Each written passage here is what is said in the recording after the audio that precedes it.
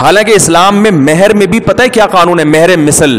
مہر مثل میں ہوتا ہے لڑکی کی خوبصورتی، اس کی ایجوکیشن، اس کا خاندان، اور اس کماری ہے یا طلاق یافتہ، ان تمام چیزوں کو دیکھ کر اس کے حساب سے مہر رکھا جائے.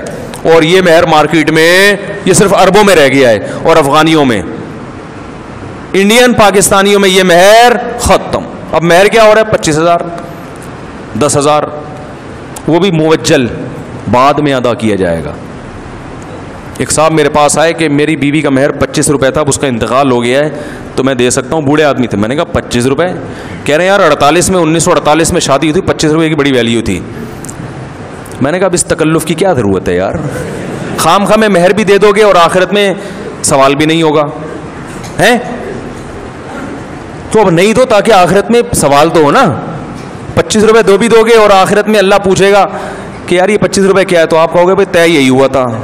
تو فرشتے کچھ کہیں گے؟ پھر بولیں گے طے یہی ہوا تو ہم کیا کریں بھائی، اب تو یہی طے ہوا. کیا خیال ہے؟ تو میں نے کہا چھوڑیں، اب نہیں دیں، تھوڑا سا چترول مترول بھی کھا لیں تاکہ بیوی تھوڑی سی خوش ہو جائے گی.